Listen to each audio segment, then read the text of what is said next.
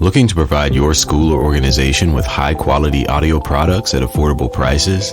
Andreas Communications specializes in designing microphones, headsets, USB adapters, webcams, and more to ensure online reliable communication. Their EDU series of products are built to withstand the rigors of classroom usage. Andreas Communication partners with iTutor to provide an exclusive discount for Learning Can't Wait listeners of 40% off their noise-canceling headsets. Head to https://andreacommunications.com/iTutor/today to access this limited offer. IPEVO is making online learning simple for educators and students alike. Their affordable and lightweight document cameras let teachers simply plug and play to share anything: homework, live demos, PowerPoints, videos, and more from anywhere. Compatible with any device, teachers can make the most of their document cameras with creative filters, time lapses, stop motion, and more through IPEVO's free software Visualizer. IPEVO and iTutor have partnered to provide a 20% discount to all Learning Can't Wait listeners. Visit ipevo.com/iTutor to upgrade your technology today.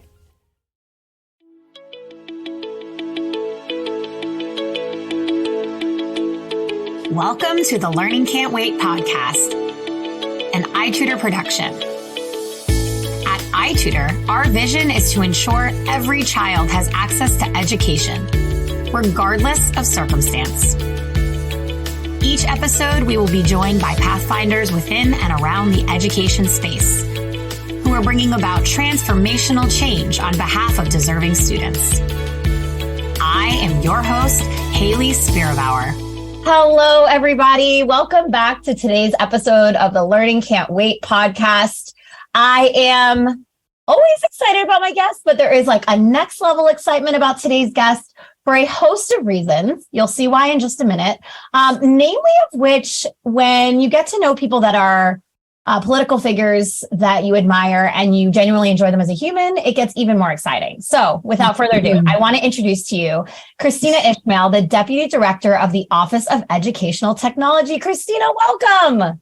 Hello, Hayley. It's so great to be here. That was the sweetest intro. Thank you. Well, listen, I have to be very honest. As with a couple of my guests over the past 3 seasons, I know you now personally via Ms. Juliana Finnegan, whose episode was titled "The Power of Connectivity." So that is the most appropriate and brilliant title for her. Yeah, absolutely. And you know, what's funny is about having met you, and obviously I know a lot about your office. Actually, I'm not going to call it the USDOE. We decided that we're going to call it the proper name, which is the US Ed Office, or the Department of Education. As I got to know you, and through Juliana, just all these accolades and stories of what an amazing human you were, it really just drove home for me how much people care in all sectors of education, both on a professional level, but deeply on a personal level. And you really personify that for me. So, thank you. We're excited to introduce you to the listeners today. Yeah. Thank you. That means a lot. I do not take my role lightly by any means. I carry so many educators and folks with me on a daily basis, and it bleeds into personal and professional. So I really appreciate that. Yeah, I think folks will be able to hear that really shortly. I mean, why don't we start us off the way that will allow folks to get a little bit of a picture into who you are, what you're about, and how you got here. So my first question for you today is, how did you come to be the professional and personal version of yourself? A lot of therapy. I'm just kidding. That's a great way to start. I mean, if we're going to get real. No, I've been sharing this story more and more. It's one of those things where I do really like to talk about mental health, my own personal kind of struggles and management of that around anxiety and depression that started when I was in high school. And honestly, my foray into education started with a massive panic attack. And I know that sounds really weird, but I went to school, Arizona State, for my first degree in business and mass communications. Had every intent to go into like marketing and things like that.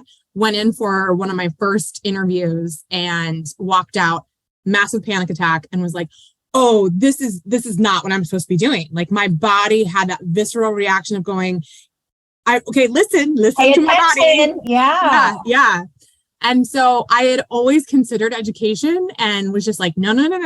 I got to go the business route. And then I went back to school. I started teaching early childhood as a preschool teacher at a child development center when I went back to school. So I was doing kind of both of those things during a post-baccalaureate program, and went for early childhood and elementary education, then went into the school system in Omaha, Nebraska, which is where I was living at the time, and went from kindergarten to second grade. Then I was an EL teacher, kindergarten through sixth grade at a smaller district. And then somehow, some way, like skipped up, moved up to the state level. And so I was a state EdTech director for the state of Nebraska. And it was a brand new position, got to kind of create it along the way, where about half of my job was internal, developing relationships with all of the folks that are focused on education policy and content standards and all of that, and making sure that EdTech and digital were included. And then the other half was providing professional learning across the entire state of Nebraska to educators, but also like down into the classroom level. When I would have friends that were EdTech coaches or instructional coaches that would call me and say, we're putting iPads in the hands of 30 kindergartners tomorrow. Can you come help? And I was like, yeah. Yeah. So like we would do cool projects like that. And then had the amazing opportunity to move out here to DC in 2016 to work as a fellow in this office, leading the project called Go Open, which was all about supporting states and schools, moving away from traditional textbooks and materials to open educational resources. And then was able to continue that work at a nonprofit here in DC called New America, got kind of recruited back into government life through the Biden-Harris transition team, where I was a part of the education review team, and knew I wanted to go back into public service, into the agency. And fortunately that happened in October 2021. And so I think it's just through all of these steps, you know, taking the time to reflect on the learnings within each of these parts of this journey, and knowing that it takes a lot of work to get here, recognizing my own privilege in all of this, amplifying voices that may not necessarily be heard in the process, and always coming to policy in particular with that practitioner lens, which is really important to me, so that we can make sure that we're implementing policy that makes sense. Ooh, that is like, well, I'm taking notes as we're chatting here because my brain is a sieve. And if I don't take notes, I won't remember. But, I want to start at the top, right? So first of all, thank you for your vulnerability in disclosing, your own struggle with mental health. I think it is so important, particularly for people with platforms, to be open. I talk very openly about my own disability, which is a physical health ailment. I have chronic illness, and people very close to me in my life suffer with severe mental illness. I myself have suffered as well, but people have such a stigma. Like nobody bothers me when I'm like, oh, I need to go on another medication because my joints are hurting and I can't walk today. Right. But when you say I have to go on another medication because I suffer from anxiety, there's so much like hush hush about it. So thank you. Yeah. Thank you. Yeah. I imagine that in being more open, you have lots of people connecting, whether they tell you it directly or not, with that story, but also the way that you framed it here, just that the panic attack was your body telling you a message. Like, that is profound, and, good thing you were listening. Yeah, absolutely. I've heard you speak before about how it is no surprise that you were an early elementary educator. For folks that haven't heard you give that quip, which I think is so amazing, and as an early childhood educator myself, I see you, I get it. Thank you. Why does that matter? Oh, it's so funny. I love kids at that age. That's always been a thing. And it's always been like preschool through second grade. Those are the grades that I just naturally kind of gravitate towards. I think it's a background perhaps in theater and just being silly and with improv and bringing that to kids. And gosh, I do miss the classroom whenever you bring that up, because I'm like, okay. Even in March of 2021, I was working with a school district in the Midwest, a pretty large school district in the Midwest, that they didn't have coverage for their online teachers for their K-2. And so they had about 600 families that decided not to go back in person at that time, and they needed an online teacher. And so I was not licensed necessarily in that state, but they were able to like figure it out where I could be their asynchronous virtual teacher for a couple of weeks. And so I got to flex those teacher muscles again, and it had been a while, and then get just a very, very small glimpse into what teachers were doing, because that was the question I would reach out to a lot of my former colleagues or friends that I knew that were teaching those grades, going, what are you doing in K-2 right now? Because this seems so, so challenging. And of course it was, but being able to play with that. And so like I would be sitting on a Zoom, recording myself, being silly, doing the weird things, like every time I would record a new day, I would put on a new scarf. And so I talked about that. I was like, I'm going to wear a new scarf every day, and that was still one of the greatest experiences. And so I don't know, it's a fun side of things, but yet knowing that those are critical years for numeracy and literacy and language development, and just being there to be a part of that is pretty incredible. All the things. I specifically wanted you to answer that. I had no idea how you would answer it, but there is a regionalized teacher shortage in our country. Yeah. And I don't go into podcast episodes hoping folks will sell people to become teachers. Sure. However, I think it's important to hear the good sides. Right now, our media is really inundated with a lot of the challenges teachers face, rightfully so. And maybe there's a theater geek that really never pictured themselves in a classroom. So it's cool to hear you share that particular experience inside of you translated beautifully into being a teacher. And I used to describe it to my husband as he used to film television shows. He's an artist, but he makes a living. I would say, like, how your people on camera are on for like 45 minutes and they have to like put a lot of energy in and they're on TV. I'm like that for 6.5 hours every day. Yes. I am on, like putting on the show, doing all the things with them and like keeping the energy very high. But I want people to know there's space for that too in a classroom. There is. That joy. In fact, so back to the online teaching thing, I was living in Washington State at the time. So in Tacoma, Washington, so on the southern side of the Puget Sound from Seattle.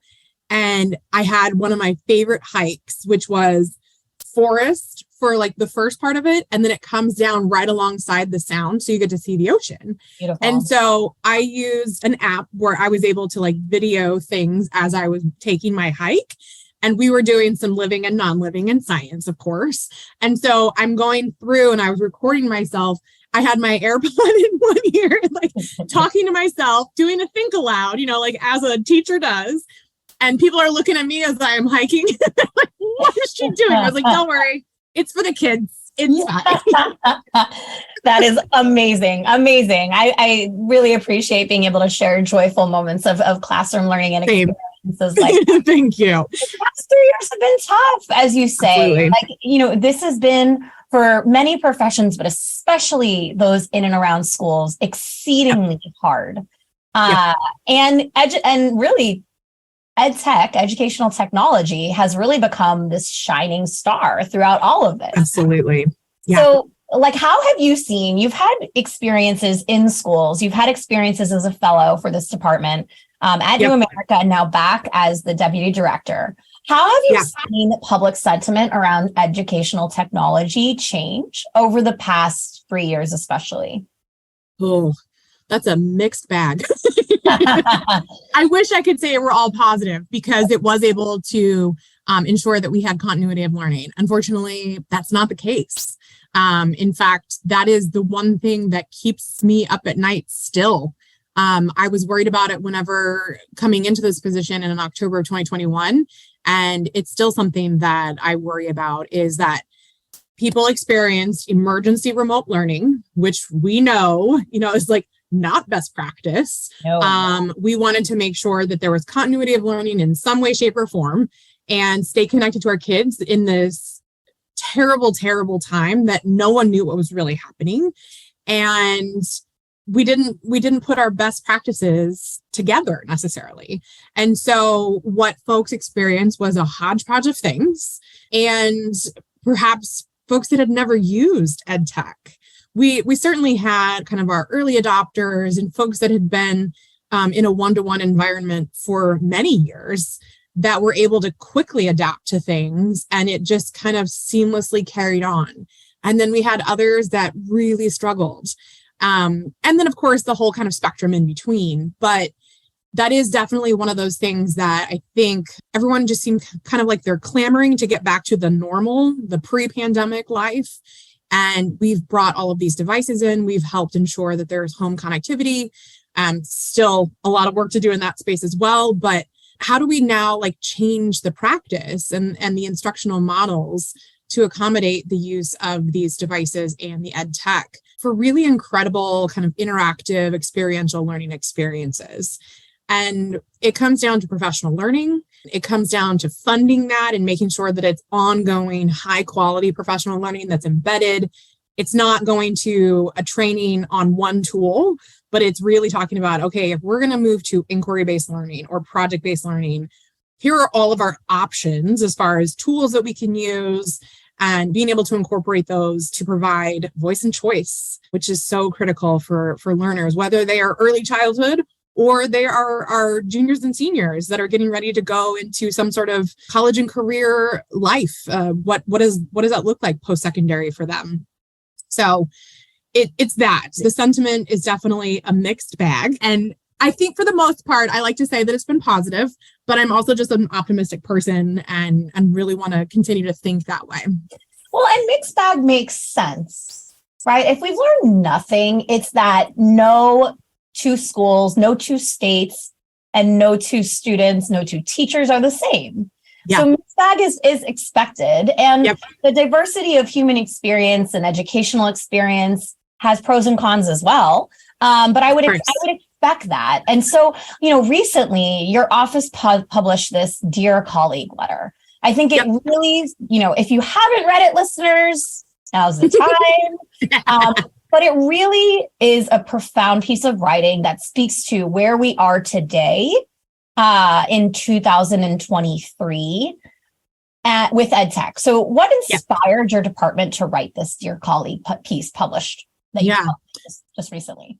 Yeah, absolutely. So one of the tools that the federal government uses regularly is this approach called a Dear Colleague letter. And it is little g guidance, if that makes any sense. So it is certainly not something you must do, but it is given to the field to say, hey, here are things for you to consider. And there have actually been a number of these Dear Colleague letters around funding EdTech from the Office of EdTech before.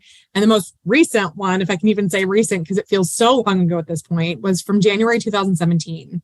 So like right before the change of administration. And then, of course, a lot of things have changed in 6 years. Yes. So the idea was for us to think about that sustainability of all of the things that we have funded during the pandemic. But also, we know that there's still quite a bit of money out there as far as relief dollars are concerned that need to be spent down by next year. And so how can we encourage school districts to look at a really comprehensive kind of approach when they're looking at EdTech? And so that was really the goal with this Dear Colleague letter. It starts with kind of a letter part from Assistant Secretary Roberto Rodriguez, who is serves as my director. And then it goes into kind of the specifics within the section 1. It goes into like, how can we think about titles 1 through 4 and IDEA dollars to spend on EdTech. And then we added a piece this time, which is section 2, which really focuses we got the questions after the last Dear Colleague letter that was like, okay, great, see all of different options to fund this stuff. Now what? And so that's where we came in with section 2, which really focuses on some of those big questions to ask. We cannot, as the federal government, dictate things to you all, local control, states' rights, all of these things. But they are certainly questions intended to provoke kind of your team that comes together thinking about, okay, we've got these ideas for funding streams. Now let's start. We need to start with a needs assessment. We need to understand our infrastructure. We need to understand our procurement process. We need to like all of these different pieces. And so they're big questions to wrestle with as a team. We really encourage the team approach here. You're including your teaching and learning or your curriculum and instruction, your IT or your tech side, because you have to work together. You cannot work separately. And then, of course, we really encourage teachers to be a part of this process too. And if you want to go so far, students, I would encourage that as well. That student voice is critical, but not everyone considers that as like in that selection process. You're like, we're choosing tools. Yeah, but let's hear what the kids have to say as part of this too. Yeah. Yeah, in most cases. So, Kristina, for folks that are not close to, well, actually, let me back up. Yeah. On an episode from season 2 of the Learning Can't Wait podcast, I had on Tafshir Cosby, who works for the National Parents Union.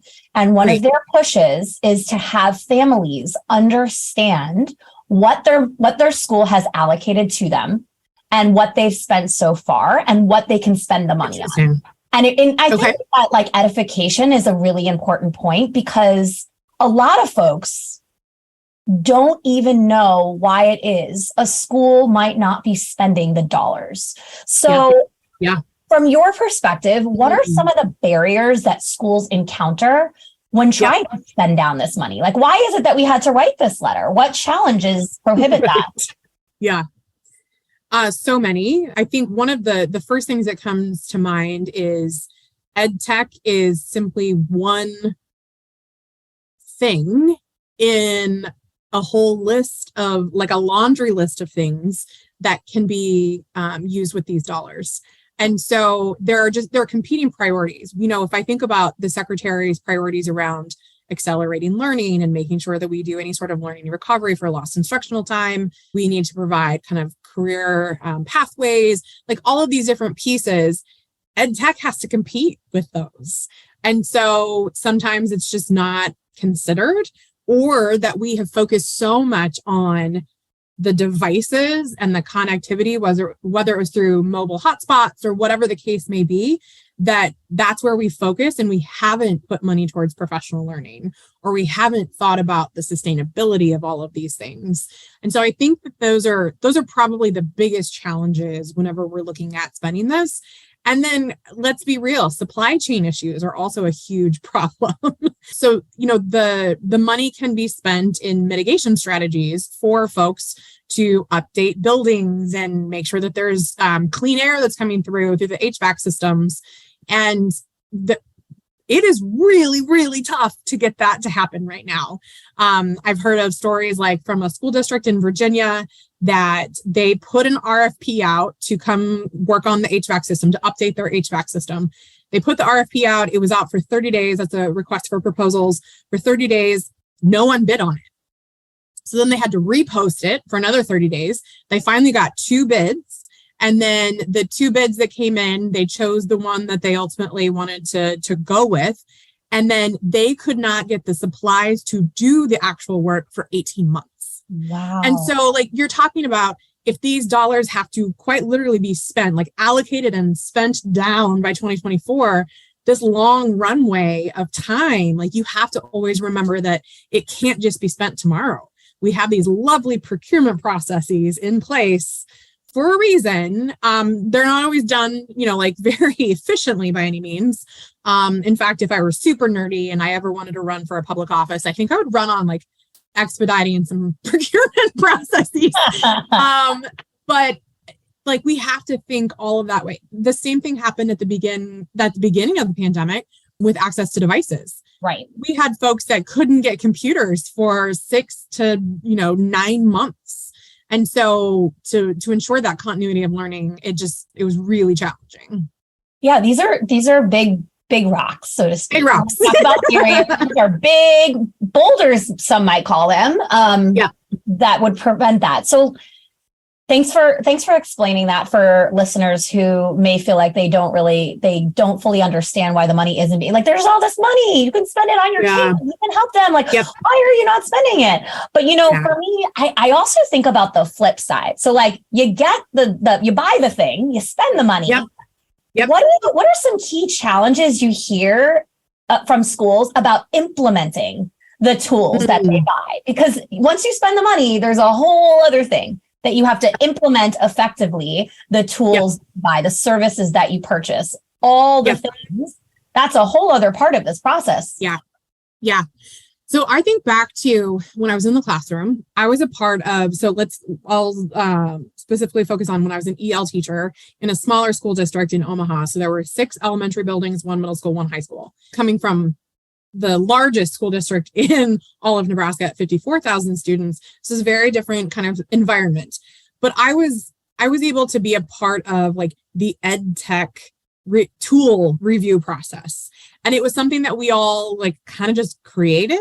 We like reached out to other folks across the state and said, hey, what are you doing? But then we created our own process with like a basic form so that if a teacher wanted to request a tool, it went through that. And then we would meet on a monthly basis, review it, see what it like the application and the instructional application. And then if we would want to purchase it. And if there were certain like numbers as far as like how many student licenses, you got a price break, and like going into all of those specifics. That is not something that all teachers are involved in. And so in fact, with schools that were really, really far out from any sort of one-to-one program, or maybe just didn't have strong folks at the district level as far as EdTech was concerned, they might not have even had that process. And so I think that has been a huge barrier for folks that are trying to implement different EdTech tools, because we also know, according to the Elementary and Secondary School Act, ESSA, that was signed in 2015, we need to look at tools that are evidence-based. So that's levels 1 through 4. And if they don't have it, which is very often for EdTech, because EdTech tools change so quickly, we need to start with a level 4, which includes a logic model, which includes, the if-then statement. If we implement this app, then we expect this, and then we need to monitor for that. And that is just not something that everyone is ready to do. And that's okay, but we have to think about choosing those tools wisely as well, and making sure that we're not duplicating. Like, how many folks are using a learning management system in addition to their Google Workspace, and they have access to Classroom, but they're also paying for a learning management system? Like those types of things where you can possibly reduce some of the redundancies when it comes to tools. So that has been the biggest thing. And I would also say that back to the professional learning. It is not the same to go to that training on X tool as it is to talk about instruction or pedagogy and practice, that we can then integrate a variety of tools to help serve our students. Yeah, you're naming a lot of key issues that I remember when I was a teacher and a school leader that I found challenging about integrating and implementing tools. The professional learning piece is really resonating with me. Like when I read the Dear Colleague letter the first time, that's the big point I took away from it. Was what schools, point achieved, or like, message received. And I think like, when there was a study by Learn Platform that quoted the number of EdTech tools on average schools were using and teachers were using, and everybody's eyes went absolutely to saucers on their faces. Yes. And thinking about it was somewhere in the thousands that schools were using, like thousands of tools. 1,417. Okay, good. Thank you so much for having done that research prior to this call. No, I'm just kidding. I think it's probably, you're like, this is my job. I use that data quite frequently, and I know it very well. Yeah. So 1,400 tools, about the professional learning on 1,400 tools, just thinking from a logistics perspective, feels like a barrier. So the culling, you're naming this idea of culling of tools, looking for duplications. Yes. It all goes hand in hand. Yeah, you can't possibly give professional learning that's effective for 1,400 tools in your community. Right. Unless nobody sleeps and everybody works around the clock, which I would not advise. No. We need boundaries. Right? Yeah. We need healthy boundaries around our work and personal lives. Yeah. Yes, I agree. And that's why, so it's not only the like district-wide, school-wide, maybe grade band-wide professional learning. It's also thinking about hiring coaches to help with this and that process as we are moving to like new instructional models. Again, I keep coming back to this because I think of all the work that I've done in open education, we've seen greater success when they are implementing new instructional models in that process. So let's look at an inquiry unit. What is our essential question? And what are all the resources that learners can choose from and the tools that will help them in that process? And so, but we do need that additional support outside of the classroom teacher taking that all on themselves. And so the coaches can certainly help with that. Any sort of job embedded professional learning. So if coaches maybe aren't an option for your school district, then what about an external consultant that can come in and help with the coaching? And so it's also just creating that overall ecosystem of support that we're still missing, and we need everyone kind of on board. And that's the other thing, like, again, the thing that keeps me up at night is that people put away the devices once they came back to in-person learning. And we certainly don't want that, but how are we going to successfully integrate into a regular classroom now and develop the support systems for learners and educators in that process? Seems like a little bit of a call to action for us, right? It takes everyone. Because it's not solved by like one office in the US government. This is going to have to be solved by all the peoples, the peoples. Yeah. With maybe even a little bit of an onus on the EdTech vendors that are creating these tools too, right? Like we've spoken a lot about the perspective of school leaders and school instructional coaches and teachers and students, but we kind of omitted the vendors here who have maybe the biggest responsibility in seeing this carry through.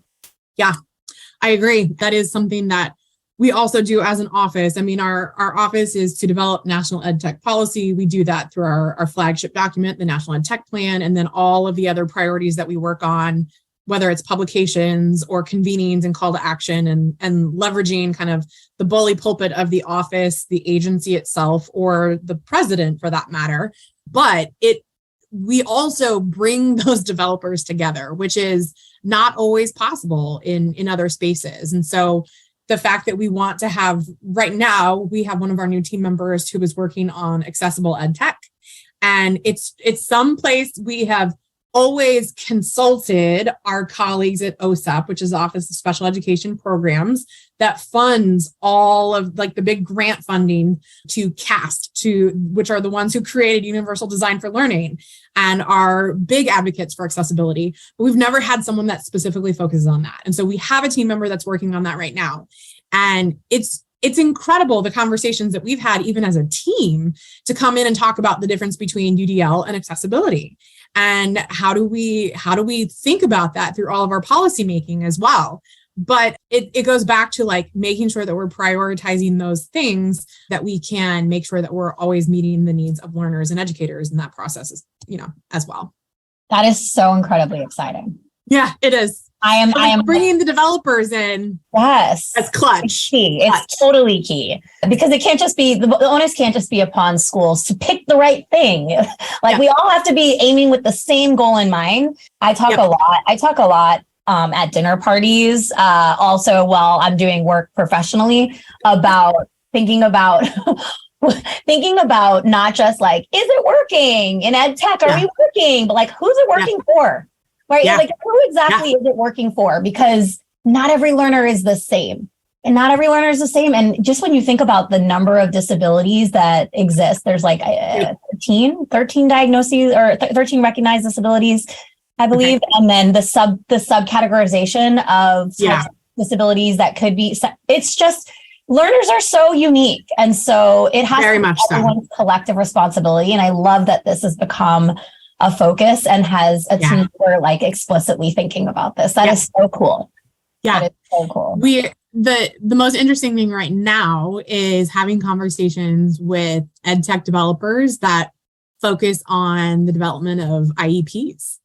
And we know as classroom teachers how cumbersome that paperwork can be, but also how necessary that paperwork can be as well.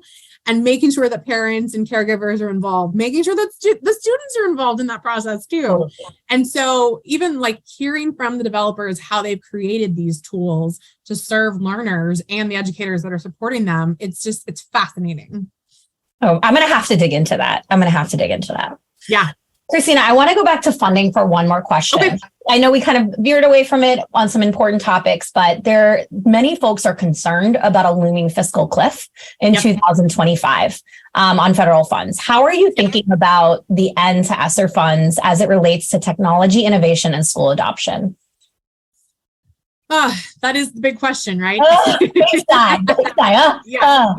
Yeah. No, so honestly, that was the goal of the Dear Colleague letter, was to think about the sustainability of these funds, because Title funds are there. We have increased Title I funds in this presidency. So we know that we're going to hopefully, fingers crossed, continue to advocate for the increase of those. We've also seen more funding towards IDEA. And so it's thinking about the sustainability of the funds, as well as leveraging the partnerships, the community partnerships that have been developed throughout the pandemic. We have seen, whether it's in small rural areas, like really great connections with local telecommunications companies to ensure that kids have home access, and continuing those partnerships long beyond the relief dollars. And so that really was the original goal of this Dear Colleague letter. And it is certainly a way for us to think about how to spend down the relief dollars, but then for us to think about moving forward, how are we going to continue that? So I don't have the answers other than saying, like, there are mechanisms that are already in place for us to continue to think about funding EdTech in general. And then within that, like the professional learning, the access to the content, continuing to facilitate the collaboration and communication, not only between educators, but with our parents and caregivers as well, using those tools. I've learned so much about so many different types of tools, or not even EdTech specific, but Child Development Center, an early child development center here in Washington, D.C. It's a dual generation program. So the majority English learners. And so the parents come and take English classes while their children are in preschool. And so they're teaching the whole family, quite literally. And at the beginning of the pandemic, they went straight over to WhatsApp. And so they were using WhatsApp for like a recipes channel to share at home. And then they had a whole channel for activities to do with like the 3-year-olds at home. And so it's being able to make sure that collaboration and the communication between our school environments and our home environments can continue. And then of course the continuation of the devices and then the home connectivity as well. Yeah, I appreciate that. I think it's on a lot of people's minds right now. Of course. And again, just another plug to read the Dear Colleague letter so they can understand some of the perspective that the Office of Educational Technology is really taking on this. So my final question on every episode is, what advice would you give a teacher starting their career? And, given as someone who started their career as a teacher, you can hopefully remember back to then and think about all. Right. What advice would you give, knowing what you know now, to a teacher who's starting their career? You know what? I'm going to think about the mental health piece again. I know that folks have I think it's been over just even the past couple of years where we've really had time to slow down because of the pandemic and think about things that we had previously done that maybe we don't want to do anymore. I very much consider myself an extrovert. And then now having had more time to be at home and be out on the trail by myself, oh my gosh, peopling is really hard for me now. Yes. Okay, yes, I feel the same. So there's that. So I would also say, and I don't mean to use like the therapy speak always, but boundaries, like it really comes down to setting some really healthy boundaries. I know that I can say this because I'm not in the classroom anymore, but continuing to work longer hours beyond your duty hours or working on the weekends, like limit it as much as possible because you need to take care of yourself. And it's so trite, but it's put the oxygen mask on yourself first before anyone else. And we could go to all of those kind of like cliches there. Yeah. But I really do think for our newer teachers that are coming into this work, it is like drinking from a fire hydrant sometimes. You've got this professional learning coming at you. You've got these resources coming at you.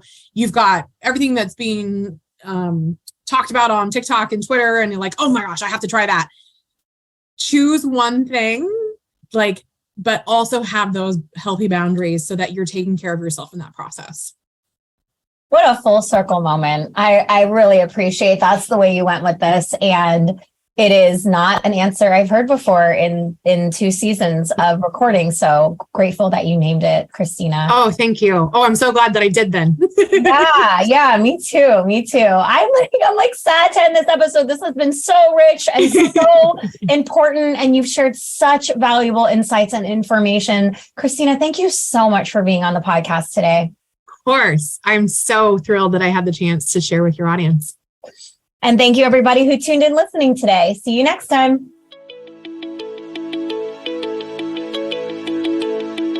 Thanks for listening to the Learning Can't Wait podcast. If you liked what you heard, please rate, review, and share this episode. Be the first to know when we have a new episode by subscribing wherever you listen to podcasts. If you'd like to be a guest on the show or have a suggestion for an episode, email us at podcast@itutor.com. Grow your teaching staff with just one click. iTutor partners with state licensed teachers from across the U.S. to help schools provide additional instruction to students. Whether you need them part-time or full-time, our educators are standing by to get you started right away. Head to itutor.com to learn more.